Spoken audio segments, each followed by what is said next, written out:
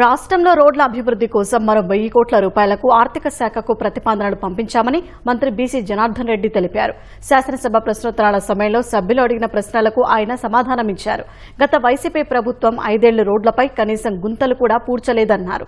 కూటమి సర్కారు యుద్ధ ప్రాతిపదికన 1081 కోట్లతో రోడ్ల మరమ్మతులు పూర్తి చేసినట్లు చెప్పారు. జిల్లాలో రోడ్ల విస్తరణపై దృష్టి పెట్టినట్లు మంత్రి వివరించారు. గత ప్రభుత్వం చేసినటువంటి పాపాలు ఆర్ఎండ్బి డిపార్ట్మెంట్ ను వెంటాడుతున్నాయి అధ్యక్ష. 5 సంవత్సరాలలో ఎక్కడ కూడా ఒక్క లేయర్ గాని ఒక చోట గుంతలు గాని పూడ్చలేనటువంటి ఆ ప్రభుత్వం చేయడం వల్ల ఈ రోజు రాష్ట్రంలో రావాల్సినటువంటి పెట్టుబడులు వెనక్కిపోవడము, అదే విధంగా రహదారులని దెబ్బతినడంతో ఆర్థిక ఇబ్బందులు ఎన్ని ఉన్నప్పటికీ దాదాపుగా 1080 కోట్లతో ఈ రోజు రాష్ట్రం అంతా కూడా గుంతలు పూడ్చిన తర్వాత మొట్టమొదటిసారిగా ఆర్ఎండ్బి మళ్లీ బాగా పనిచేస్తుంది అనేటి విధంగా మేము తీసుకురావడం జరిగింది అధ్యక్ష.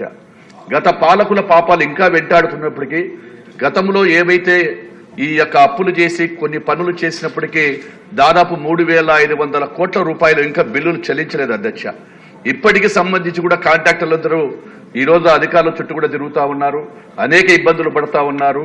ఇదే విధంగా చాలా మంది గత పాలకులు చేసిన పాపాల వలన ఆత్మహత్యలు కూడా చేసుకుంటున్నారు అధ్యక్ష.